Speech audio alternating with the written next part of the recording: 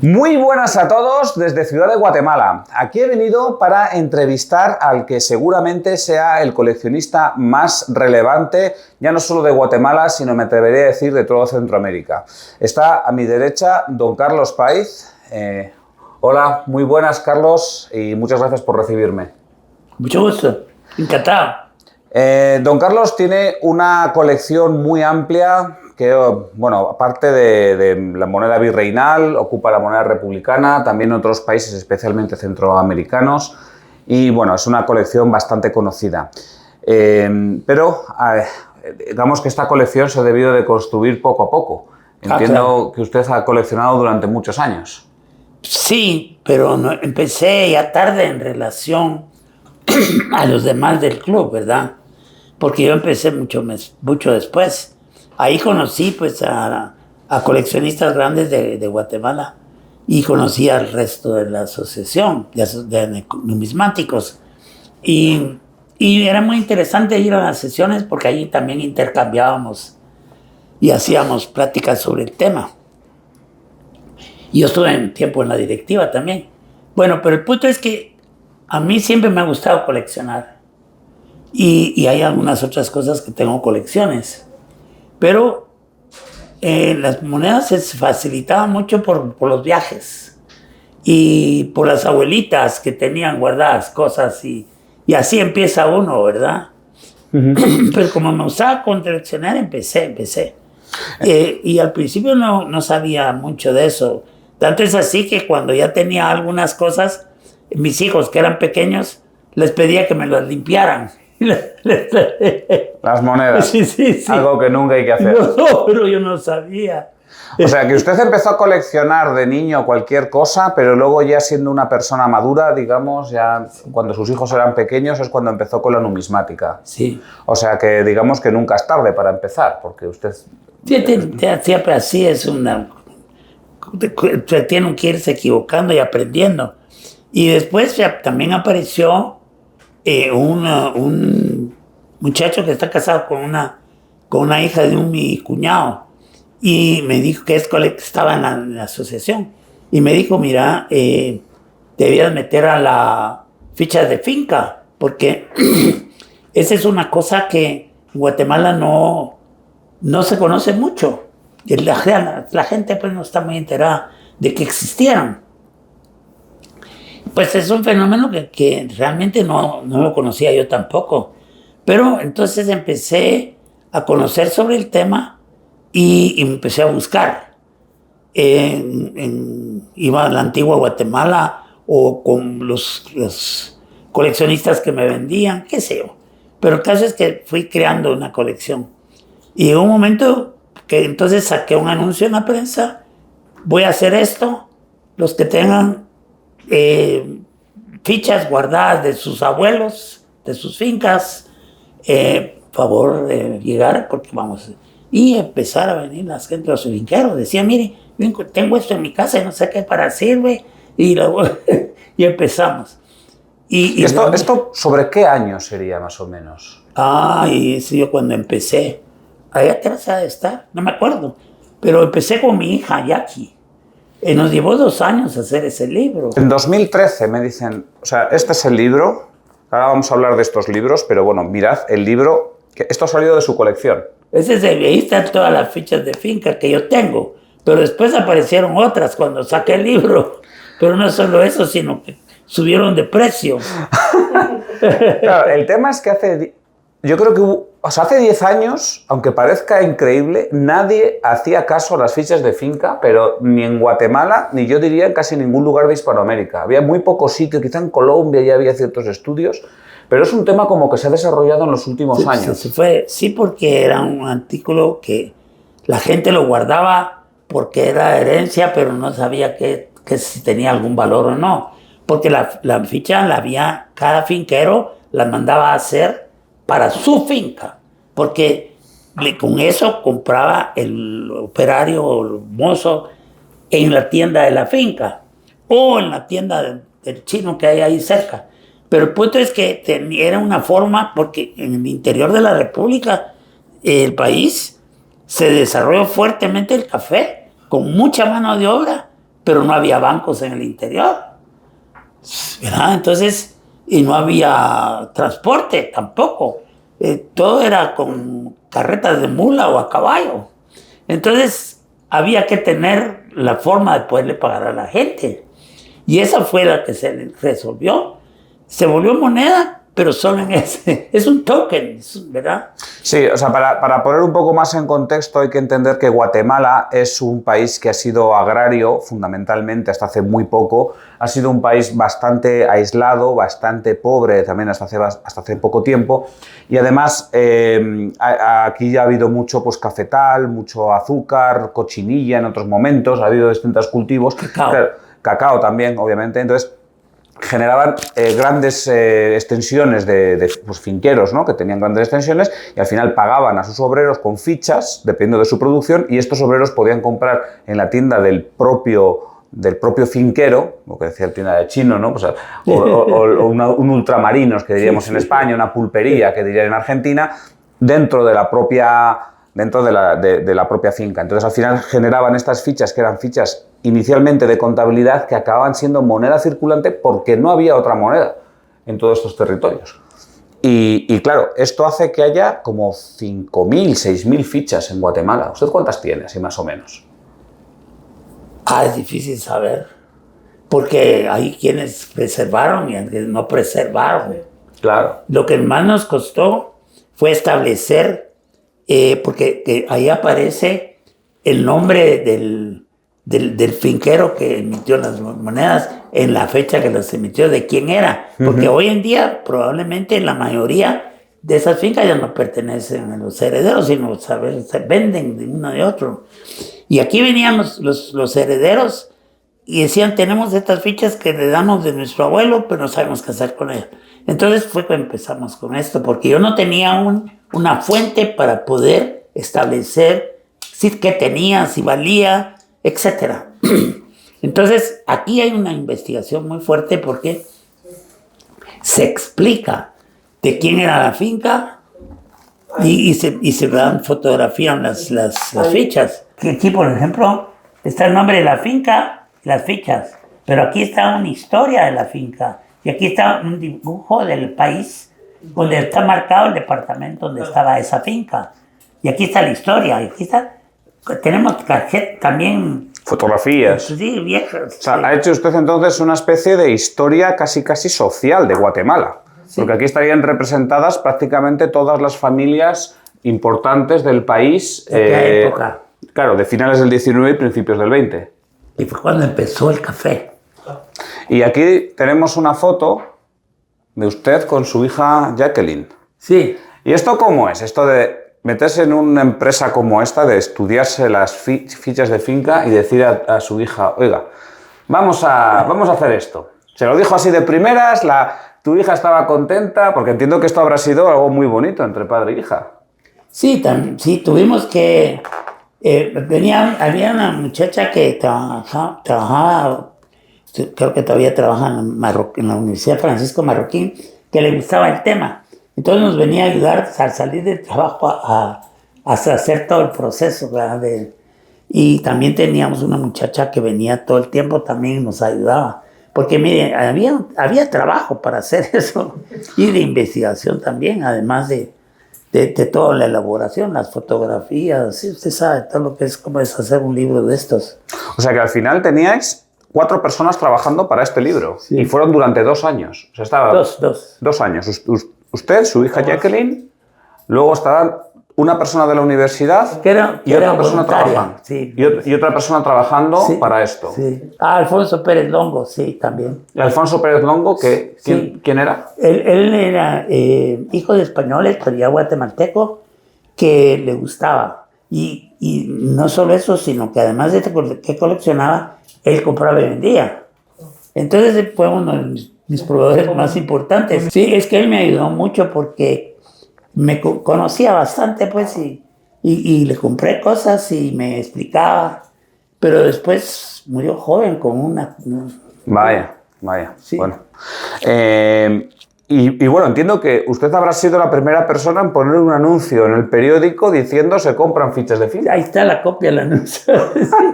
Aquí está la copia del anuncio también. Sí. Bueno, a quien le interese las fichas de Guatemala, pues aquí tiene este libro que, bueno, pues es una referencia indispensable y dice que han aparecido más, o sea que antes o después habrá que publicar un adendo. Sí, lo que quiero aclarar, Sí. que se llaman fichas porque no son monedas. La moneda es de curso legal y la ficha es como un token que tiene un valor circuncidado a donde estaba la finca, que hay una diferenciación. La ficha de una finca no se podía usar en otros lados. Claro. Pero, sí, es que no es moneda, sino que es un token. Al final es una moneda privada. Entonces, Sí. claro, al final Así. la respalda la persona que la está emitiendo. Entonces, si tú te vas con esa ficha de una finca, te vas 500 kilómetros más allá, pues eso ya no vale para nada, claro. Y hay gente que se lució porque habían unas fichas de finca que las mandaron a hacer a unas pues, compañías que hacían esto en San Francisco, en California. Pero con un incendio que hubo hace muchos años ahí, se perdió mucha historia de esas compañías.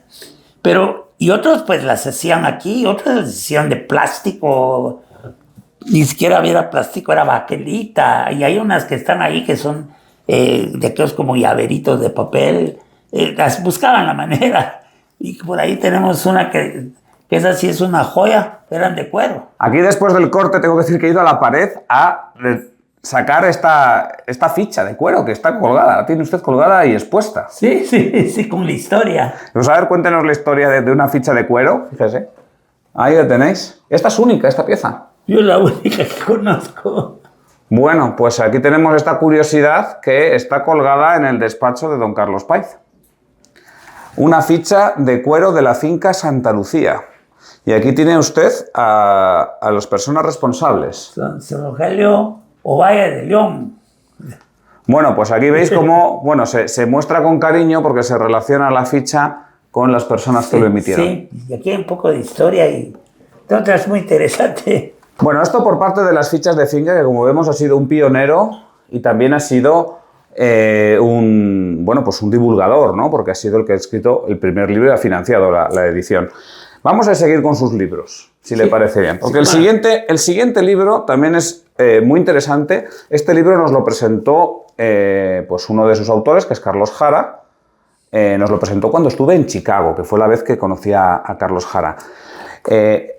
Habla sobre la moneda virreinal de Guatemala. Sí, es que empieza cuando empieza la Casa de Moneda Española en la antigua Guatemala en 1733 y termina en 1821 con la independencia de Guatemala. Entonces, todo es el periodo colonial que se acuñó moneda en Guatemala, pero que era también válida en Centroamérica, pues porque eran las provincias unidas de Centroamérica, era una sola colonia. Y esto es una de las partes fuertes también de su colección. Bueno, sí, tengo bastante. Sí, entonces aquí, porque claro, aquí estamos hablando de otro orden de precios. Ahí se dice de quién son las colecciones, pero la mayoría son mías. Por ejemplo, estos son dibujos de la Casa de Moneda de la época. A ver, vamos a mostrar aquí algunas piezas, porque claro, en este libro, aquí una de las cosas que me resulta más interesantes es que hay páginas enteras donde por ejemplo, se dice, mira, se hicieron estas monedas, pero no existe ningún ejemplar. No, es que este es catálogo, esa parte de ahí es catálogo. Ah, esta parte es catálogo. Este es con precios. Sí, sí, pero aquí se indica, no hay ningún ejemplar. O sea, esto está sacado todo de documentación. Página, ¿no? Pero en cambio, por ejemplo, en estas otras, aquí sí que está, aparte de que hay una documentación de que se acuñaron, pues existen ejemplares y por eso aparecen aquí ilustrados. Entonces dice que la mayoría de estos ejemplares son de su propia colección. Sí, sí, sí. Y claro, entiendo que a usted le gusta especialmente la ceca de Guatemala, porque no solo colecciona esta ceca, pero es la que más... La ceca de Guatemala. Es que empieza con la ceca G, que era Guatemala. Cuando se traslada de la antigua Guatemala aquí al Valle de la Ermita, después del terremoto que pasó allá... En 1772. Sí. Entonces, 73, sí. Entonces ya le pusieron NG, que decía Nueva Guatemala. ¿Y usted colecciona tanto las de Guatemala como las de Nueva Guatemala? Sí, la misma. ¿Y en plata y en oro? Sí. Porque en oro son muy raras. Sí, pero sí están mencionadas en el libro. Aquí en el catálogo no están. Aparte hay unas de oro. Sí, hay unas de oro, pero ahí está viendo las de plata. Sí, a ver si encuentro las de oro, porque esos son piezas dignas de enseñar. Aquí, por ejemplo, se muestran estas monedas de un escudo macacos. Que, bueno, entiendo que también son de su colección estas. Sí. Pero estas son ultra raras, son piezas únicas. Aquí tiene que decir... No, aquí sí. Esta es la... Pero es que esta no Aquí está. pone Paez Collection. Ahí está. Paez Collection, toda la mierda. Y cuando no lo son, dice. También pone aquí Paez Collection, aquí también pone Paez Collection. Sí. O sea que parece ser que ha sido su colección la que fundamentalmente ha ilustrado. Principalmente, sí. Y el 8 escudos cara de rata este que aparece aquí también es suyo. Sí. Y estas son las primeras monedas de Guatemala de 1733, las que están en la contraportada. Las que tienen cordoncillo. Las que hicieron a martillo pero tienen cordoncillo. Sí, es que, sí, porque fueron las primeritas que hicieron. Y también son suyas. ¿Sí? Bueno, aquí ya estamos hablando de... Yo tengo que decir que nunca en mi vida he podido ver una moneda de estas, de redondas a martillo con cordoncillo en Guatemala. O sea, son unas piezas tan raras, se acuñaron durante unos pocos días hasta que se dieron cuenta de que no era viable hacerlo.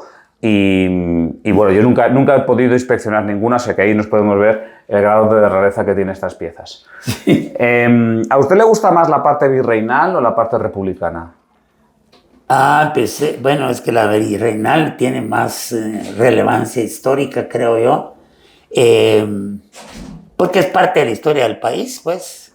Ahora, claro, la republicana viene ya en república, pero de esta parte de aquí, lo bonito es pues que cambia con cada rey, hay bastante oro, ya en la republicana casi no hay oro. Sí hay algunas cosas que cambian, pero sí hay mucho más posibilidades aquí, en el sentido que con cada rey había, y luego estaban las proclamas. Las juras. Sí. Claro. ¿Cómo les llaman ustedes? Juras muchas veces, pero... Nosotros le llamamos proclamas, porque era cuando en el cabildo llamaban al pueblo, en la parte central, digamos, de la antigua, y les decían, ha muerto el rey fulano, y ahora es fulano y tal. Entonces hemos emitido unas medallas de plata que proclaman al nuevo rey. Y entonces esas las tiraban hacia el público y esas medallas después se volvían monedas, pues. La gente las usaba para también. Ese era el sistema. Por eso se llaman proclamas, porque proclamaban al nuevo rey. Claro, en España la verdad es que no son muy coleccionadas, o prácticamente nada, porque se entienden como medallas y hay poca gente que se aproxime a la medallística. Pero en realidad son más próximas a lo que sería hoy en día la moneda conmemorativa. Sí. Porque al final eran monedas, se hacían con módulo de monedas, se hacían con la misma pureza de plata que la moneda, pero se hacían con un diseño distinto para proclamar, en este caso, pues a un rey o a otro evento que ocurriese. Correcto.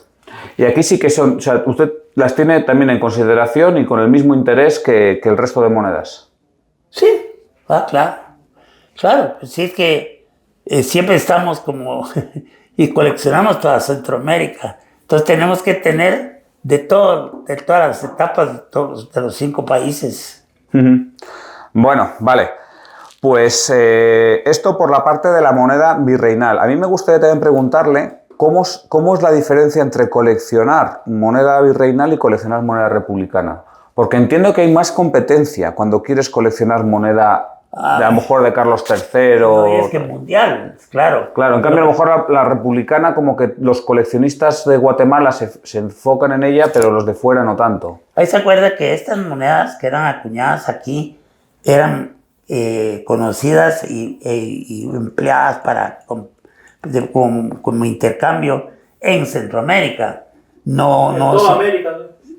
Sí, también se la llevaban por el metal y todo eso, pero realmente eran aquí. En España no creo que haya llegado de esa moneda, porque el rey autorizaba que la hicieran aquí, nos mandaban ya el dibujo y todo para poder hacerlo cabal como era el rey. Y a veces cuando no venía la efigie del rey, empezaron a hacer lo que quisieron. Claro, pero aunque es verdad que estas monedas pocas veces llegaban hasta la península, pero sí que es cierto que en España hay mucho interés en la ceca de Guatemala, la ceca virreinal. O sea, la gente colecciona monedas de Carlos III, entonces también, o de Carlos IV, y entonces también le interesa la moneda de Guatemala.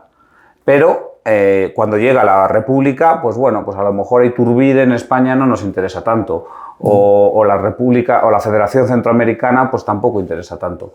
Entonces yo creo que habrá más competencia y los precios son más altos a la hora de coleccionar moneda a lo mejor de Carlos III o Carlos IV. No sé si le cuesta más encontrarlas o es por lo contrario, porque a lo mejor salen más veces en subastas. También en subastas y en intercambios, ¿verdad? Pero sí, las subastas fue ya después. Al principio, localmente nos abastecíamos de lo que la gente quería vender, pero ya después ya solo subastas es que no había otra forma. ¿Y subastas, entiendo que fundamentalmente serán de Estados Unidos y de España o también de otros lugares? De España, perdón, de Estados Unidos principalmente. También compraba en la Casa de la Moneda de México, que es una empresa comercial que existía, pero que estamos en constante contacto y cuando saquían algo que nos pudiera interesar, como el caso de Iturbide, pues les comprábamos a ellos. Pero también a veces hemos comprado algo en España, ¿va? Aureo. Sí. Muy bien. Calicó. En Calicó ha comprado, en Aureo y Calicó. Sí. Bueno, y ahí me imagino que la colección Caballero se la haya estudiado usted también bastante. Sí, hay varias monedas de la colección Caballero que tengo yo también. Bueno, pues eso sería muy interesante verlo, pero según también tengo entendido, las de oro no las tiene aquí. Bueno, normalmente las tengo en el banco, ya sea Claro. tengo aquí, en el banco aquí o en banco en otro lado, porque sí realmente en mi oficina no mantengo eso porque tiene sus riesgos, ¿verdad? No, lógicamente. Entonces a veces es difícil mostrarlas porque no las mantenemos, pero tenemos las fotos. Vamos a seguir con el siguiente libro. En este caso es un libro que pone Las cédulas municipales de Guatemala. Bueno, esto es un tema totalmente desconocido, yo diría fuera de Guatemala, desde luego en España es muy desconocido todo esto de cédulas municipales. La cuestión es que en Guatemala hubo un problema monetario muy fuerte a finales del siglo XIX, muy finales. Entonces básicamente se retiró masivamente el dinero y el papel moneda de Guatemala y se quedó sin dinero el país, tanto la zona rural como las zonas urbanas. Moneda sí había, pero era billete, ya era de peso para arriba. Claro, no había menudo, digamos. El menudo para comprar en el mercado, que le diera cambio la vendedora del mercado, es donde funcionó acá. Y entonces aquí usted ha hecho otro estudio de estas cédulas municipales. Sí, que también es un estudio tremendo por, de nuevo, la dificultad que tiene esto. Sí, pero fíjense que esto empezó en 1899 y terminó en 1901. O sea, Terminó en 1901 porque fue cuando vinieron las monedas de níquel nuevas que emitió, creo que el Estado pues puso en circulación. Pero mientras no había menudo el cambio, entonces fue que esto cumplió. Lo que pasa es que Guatemala tiene 22 departamentos, de los cuales de esos 20 más o menos sí emitieron moneda, pero cédulas, emitieron cédulas. Entonces, el proceso era el siguiente: usted necesitaba cambio para ir al mercado o comprar en las tiendas y demás.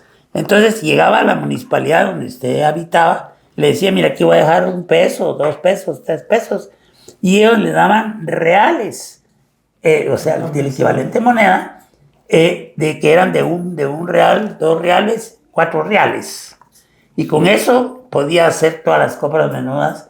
Y cuando la que recibía eso en pago, iba a la municipalidad y ahí se convertía en dinero, en efectivo. Claro, aquí a lo mejor a un español lo primero que se le ocurre es pensar en los billetes municipales de la Guerra Civil, pero no es exactamente lo mismo, porque aquí sí que había un respaldo físico detrás. O sea, aquí alguien, para que le diesen los 8 papelitos de vale por 1 real, tenía que entregar 1 peso. Sin embargo, en la guerra civil, aquí los municipios emitían billetes pues tal cual se les ocurriese a ellos. Entonces no es exactamente lo mismo. Aquí sí que había un respaldo físico y luego la de la tienda podía ir, lo cual la convierte en más raro. Porque claro, nadie guardaría el papelito que vale por un real. Es convertible. Claro, todo el mundo lo querría convertir por plata de verdad. Entonces, ¿cómo consiguió usted hacer esta colección? Porque también puso en el periódico de quien lo tenga yo se lo compro. Bueno, es que había gente que ya empezaba a coleccionar. Y eso aproveché yo esa oportunidad porque teníamos la capacidad, pues, los recursos para poder hacer, porque no había dónde consultar, qué era bueno y qué no era bueno. Y aquí hay información con sello de la municipalidad, con la firma del alcalde, con la firma del secretario. En fin, de verdad era dinero que se podía usar. Incluso usted iba a una tienda, comprar una tienda, y le podían dar cambio con estos papelitos. Claro, al final suponía también un dinero de curso local, sí, pero digamos estructurado a partir del municipio. No.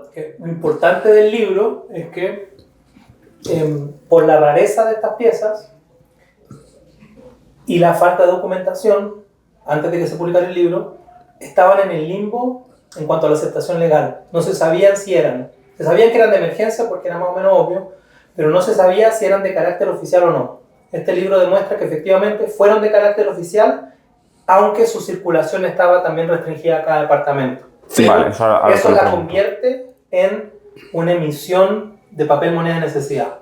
No, y cuando iban a emitir, pero no son los municipios, porque los municipios son los que componen los departamentos. El país tiene 22 departamentos, pero tiene más de 300 municipios. Entonces eran el departamento, por eso es que ahí lo que aparece es por departamento. Sí.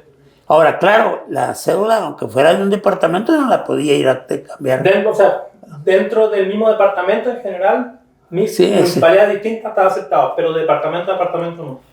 Bueno, han aparecido en algunas municipalidades que tenían cédulas de otras que habían intercambiado. No es que fuera lo usual, pero sí ha habido esos casos. Con lo cual había un intercambio entre unas municipalidades y otras dentro de un mismo departamento. Se cruzaban después. Y claro, entonces entiendo que esto eran emisiones oficiales de estas municipalidades. Sí, porque para poder emitir la municipalidad tenía que pedir autorización al jefe político en esa época y quien a su vez al Ministerio de Hacienda. Hacienda, así es.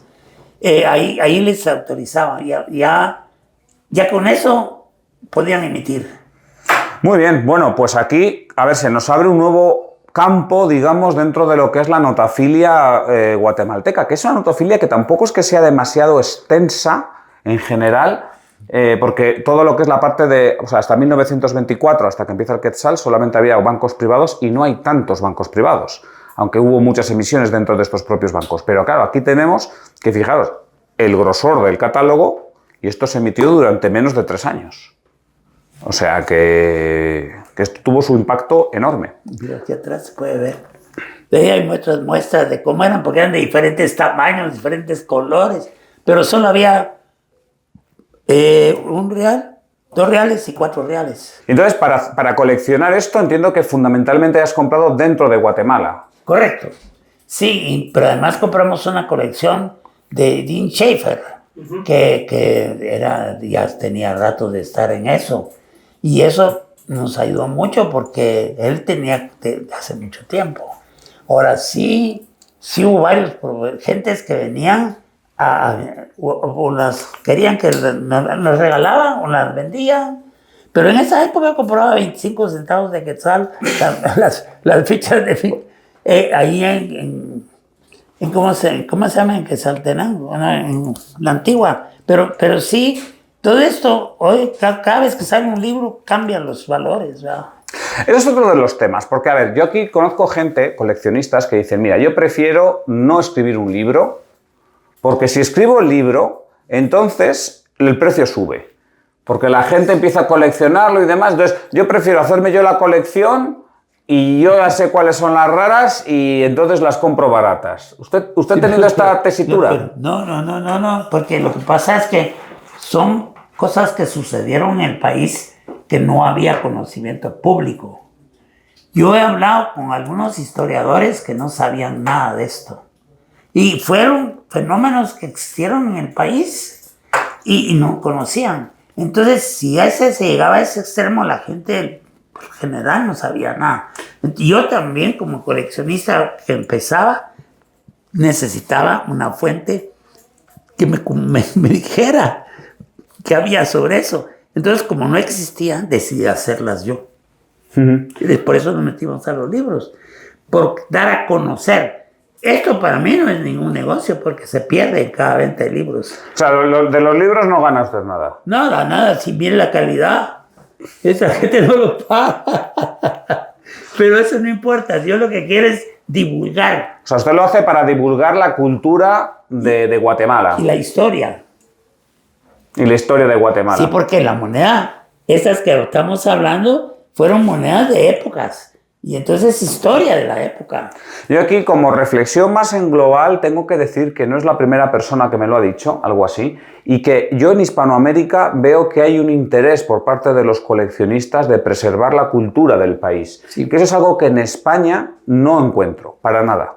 O sea, en España entendemos que el que tiene que preservar la cultura del país es el Estado, y el coleccionista es otra cosa, el coleccionista privado. Entonces, ahí tengo mis motivos o mis hipótesis de por qué pensamos así, pero bueno, la verdad es que yo aquí veo una clara diferencia entre la forma de pensar y de coleccionar en América y de la forma de... También la diferencia es que en España hay mucha información y aquí no la había de este tipo de monedas o medios de intercambio, no había. Entonces nosotros decidimos hacerla, primero para que todo el mundo lo conociera, pero segundo para que los coleccionistas tuvieran una fuente de información y realmente les es muy útil estos libros.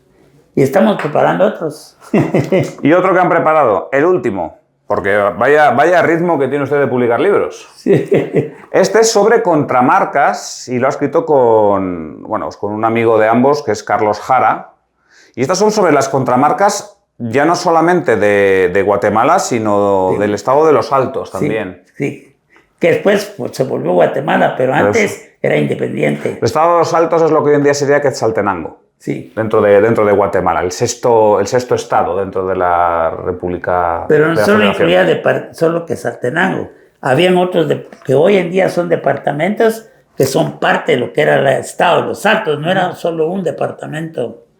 Y aquí vemos cómo profundizan en cada una de todas estos resellos que generalmente en las casas de subastas y demás indican resello centroamericano y ahí se quedan. No, pero es que hay unas que tienen doble resello, o tienen de los dos lados, o tienen resellos de dos diferentes países o lugares. Eso sí es muy importante. ¿Y usted estas las colecciona? Todas las que tengan contramarca. Todo lo que tenga contramarca. Sí, y hay unas muy raras que le voy a enseñar después. Muy bien, luego haremos otro vídeo mostrando algunas piezas, eso se publicará en un vídeo aparte. Entonces, aquí, ¿cuál es lo interesante de las contramarcas? Bueno, mire, es que este es algo único, pues, porque como los países no tenían suficiente, pues, material para hacer monedas de oro o de plata, lo que hacían es que contramarcaban las de otros países. Por ejemplo, Guatemala tenía mucho comercio en aquella época por medio barco, pues obviamente con Perú. Entonces nos compraban unas cosas que vendíamos, eso también. Entonces llegaron las monedas peruanas aquí, porque nos pagaban con moneda peruana, que era española. Pero para que hacerla oficial se contramarcaba. Esa era ya no es peruana, ahora es guatemalteca porque tiene una contramarca. Y eso hay muchas así. Claro, pero aquí no solamente se contramarcó en Guatemala, también en Quetzaltenango, como hemos dicho, los estados de los Altos. También hubo contramarcas en Costa Rica. Sí. Y no sé si en Honduras. Sí. También en Honduras, ¿no? Sí. ¿Usted las colecciona todas? Todas Centroamérica. Toda Centroamérica, pero el libro solo, o sea, en cuanto a libros... Es Guatemala y los Altos. Entonces falta otro para Honduras y... Sí, pero lo que pasa es que este es bien técnico, pues si lo mostramos, sí. Ahí está en detalle de cada contramarca y la historia de cada moneda. es diferente, pues. Vale, ahí vemos, y además hay una introducción de un texto, o sea, con mucho texto, es un estudio muy profundo. Historia, sí. Sobre, y además aquí en este libro, ya haré otro vídeo sobre este libro en concreto, se están proporcionando nuevas teorías, digamos, con respecto a estas emisiones de contramarcas. Muy interesante. Más cosas que le quería preguntar de su forma de coleccionar, porque me han dicho que usted tiene a algunas secretarias que le ayudan en su coleccionismo. No, pero no son secretarias, son personas que están dedicadas solo a eso. Trabajamos juntos, pues. O sea, usted ha contratado gente exclusivamente para trabajar para su colección. Así es. ¿Y cuántas personas son? Ahorita son 3, más Carlos y mi hija Jackie, que también está. O sea, 3 personas dedicadas exclusivamente a su colección. Y 3 que estábamos así externos. Más luego usted, medio metidos. Su hija y Carlos Jara, que es un comerciante y experto numismático. Entonces, claro, esto es algo inaudito. Yo nunca he oído hablar de alguien que tenga 6 personas trabajando para su colección. Bueno, pero es que mi hija, Carlos y yo no estamos full time. Ah, bueno, entonces sí, solo 3 personas full time. Estamos todo el tiempo, pues. Pero ellos sí están todo el tiempo ahí. ¿Y qué tareas son las que ellas hacen? Bueno, hay mucho que hacer. Tenemos una diseñadora gráfica que también es la fotógrafa. Entonces le toca la labor de diseñar ¿cómo se llama? El layout. Los catálogos, sí. Sí, el interior de los libros y las pastas y demás. Pero la fotografía es toda hecha en casa. Y está hecha con las técnicas que se debe tomar para que se vea bien la moneda.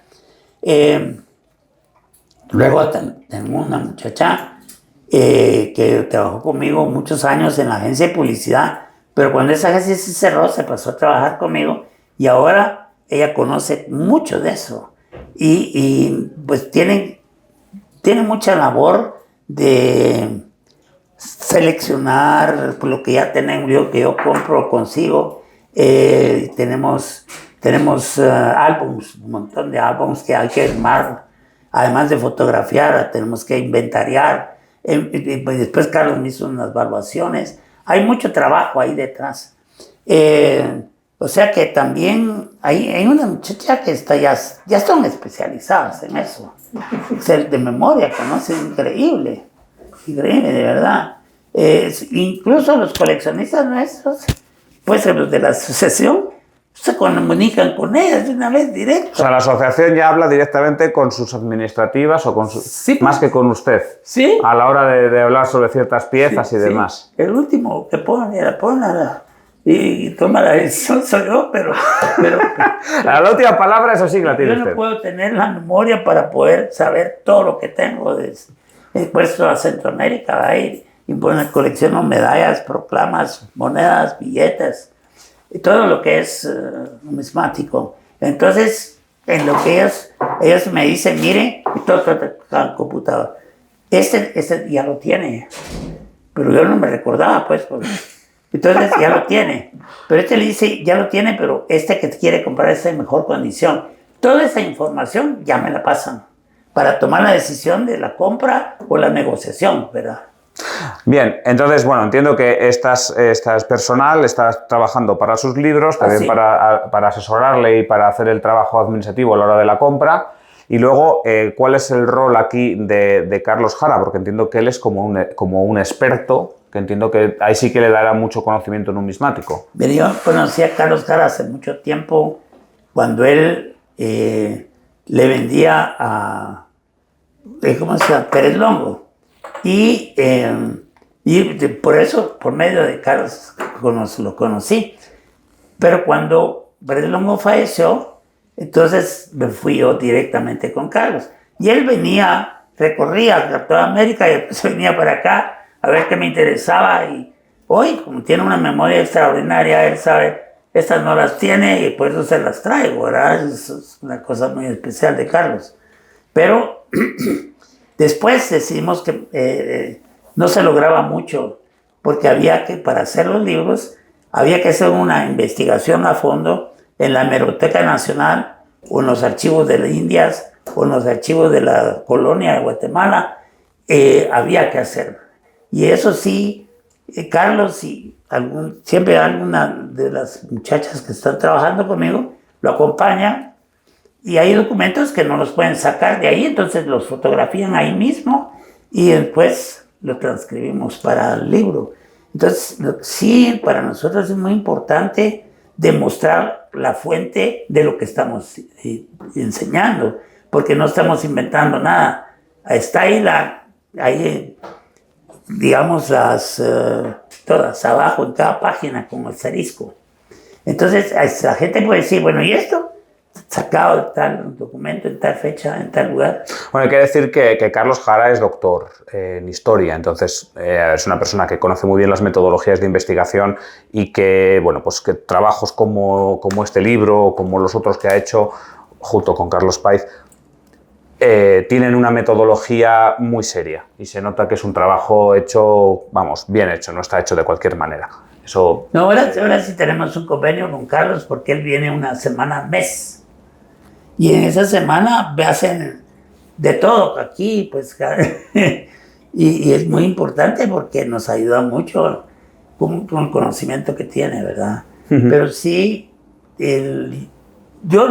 mi aporte principal es las monedas y el trabajo que supone hacer todo eso. La investigación y el conocimiento más profundo lo da Carlos. Muy bien, bueno, pues ahí queda claro más o menos el rol de cada uno. Me gustaría preguntarle, de todas las monedas, medallas, fichas, vales que tiene, billetes también tiene. Sí. ¿Qué es el ejemplar que más le gusta? ¿Cuál dices, este es mi favorito? Pues mire, es que es muy difícil tener favoritas cuando uno tiene 4 hijos, ¿verdad? No, pues todos me gustan, esos me gustan. Obviamente los que son un poquito más vistosas son las medallas, porque tenemos desde las órdenes del Quetzal, que son las órdenes presidenciales, hasta una serie de medallas conmemorativas, medallas militares, medallas de batallas. Cualquier medalla que sea medalla, la coleccionamos. ¿Y cuál es el ejemplar que le gustaría tener y todavía no tiene? ¿De medallas? O de monedas, o de billetes. No, bueno, a mí los que me gustaría tener son los que no tengo. ¿Y cuáles son? Es que, Cualquiera que no tenga. No, es que digamos, si me vinieron a ofrecer hace un par de días un billete del primer banco privado que existió en Guatemala.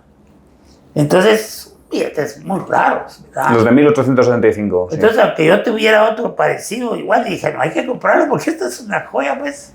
Entonces, ¿me entiendes? Si no, digo, esto ya lo tengo, pero en estos casos ahí compra lo que sea, porque el día de mañana también, si usted tiene 2 o 3 de ese banco que son antiquísimos, tiene con qué negociar para otros que usted quiera comprar. Que estos son bien raros. Claro, o sea que puede llegar un momento donde ese billete lo utilice de moneda de cambio, que alguien tenga una rareza que usted quiere y decirle, pues yo le puedo ofrecer. Sí, lo estamos haciendo mucho. Ahora, bueno, principalmente con los billetes, ¿verdad? Eso es más fácil, porque como hay tanta variedad, según lo que cada quien coleccione. Pero nosotros conocemos billetes de bancos privados, pero por fecha y por firmas. Entonces tenemos una conexión de la moneda que existió antes de la moneda oficial, bastante completa. Pues que he dicho que había pocos bancos privados en Guatemala, pero claro, hicieron muchas emisiones y con fichas y con firmas distintas. Entonces, o sea, si nos ponemos a coleccionar por tipos, por fichas y por firmas, a lo mejor hay, 500 billetes de cada banco. Fácilmente, o sea, eso es una cosa inmensa. No, o sea, tendría que tener usted carpetas y carpetas con billetes. No, pero es que no estamos mostrando aquí, pero tenemos álbumes de cada banco. Sí, sí. Es que estamos haciendo un libro sobre eso, ¿verdad? Pero, también hay otro libro que está en proceso, que bueno, pues muy bien, está muy bien, porque todo esto se va a convertir en la biblioteca básica de la numismática y la notafilia de Guatemala. Una cuestión también, porque usted, según me ha dicho, colecciona Centroamérica, lo que implica Guatemala, pero también El Salvador, Honduras, Nicaragua y Costa Rica. Y colecciona también las repúblicas. Con las repúblicas y también de la Federación Centroamericana, y cuando fuimos una federación. ¿Y qué país es más difícil? Más difícil. El que más mención tiene es Guatemala porque era la sede de la federación y de la colonia. Entonces hay más surtido aquí. Pero también todos los demás países tuvieron moneda que ellos emitieron. Pero por ejemplo, yo tengo un amigo que se llama Jaime Sanz, que es coleccionista de billetes del mundo, y siempre me dice que Nicaragua es un país muy bonito, pero muy difícil. ¿De coleccionar? De coleccionar billetes. Sí, sí, difícil. Pero nosotros tenemos un amigo coleccionista que sí ha escrito libros sobre eso. Y sí tengo billetes de Nicaragua. Tengo hasta de Panamá, que son los más escasos. Los de Panamá nada más hay una serie. Son los más escasos. Lo de 1941. Sí, porque sobre esa emisión habían hecho. Como ellos, la moneda era americana, siempre fue americana. Sí, sí. Pero entonces, en todos estos países usted lo colecciona igual, medallas, o sea, con la misma intensidad, digamos. O sea, si le traen una rareza de Honduras, la compra igual que si es de Guatemala. Si estoy en una de esas 4 categorías, si me lo traen y no lo tengo, lo compro. Y aparte de Guatemala, porque claro, entiendo que Guatemala es una cosa más sentimental, pero si quitamos Guatemala, ¿cuál es el país que más le gusta? Bueno, el que tiene muy buenas colecciones de monedas, pues coleccionistas, es Costa Rica. Costa Rica, de verdad, tienen bastante. Y sí, han venido algunos para acá, yo he estado por allá y hemos visitado. Algunos coleccionistas visité yo y ellos han venido a ver aquí. Sí, incluso hemos tenido visitas y hemos ido a visitar el Banco Central de Costa Rica y como el director también ha venido aquí y nosotros hemos ido allá y hemos intercambiado muchas informaciones. Eso ha sido muy provechoso con Costa Rica. Muy bien, pues hay que decir también que, ya para terminar, a principios de agosto, creo que es el primer fin de semana de agosto, que se va a hacer aquí en Guatemala la Convención Numismática de Centroamérica. Sí. Aprovechando que este año cumple 100 años el Quetzal. Sí. Así que... Y además cada 5 años, o cada 6, porque también participa Panamá, y a veces la Dominicana también. Y se está haciendo cada 2 años, pero se rota por países, ¿verdad? Son 6, 7 países, incluyendo Panamá y la Dominicana, que están en ese círculo. Muy bien, pues entonces aquí tendremos buenas visitas y si queréis visitar Guatemala, pues es una excusa maravillosa para venir a Guatemala. ¿Estará usted? Sí, porque ahí está lo que fue la capital de Centroamérica, la capital de la capitanía, la dirección de la capitanía estaba aquí también, la Casa de Moneda estaba aquí también. Y luego está la ciudad que se llama Antigua Guatemala, que fue la ciudad donde estuvieron los españoles primero, pero que se cayó casi todo en un terremoto. Pero se ha reconstruido bastante con normas de construcción que no son de hoy en día. Entonces se ha preservado ese sabor, la antigua. Muy bien, bueno, pues yo creo que con esto cerramos la entrevista. Muchísimas gracias, don Carlos. Ha sido un gran gusto. Y nada, pues está usted invitado al blog numismático cada vez que quiera. Muchas gracias. Un abrazo a todos y hasta pronto.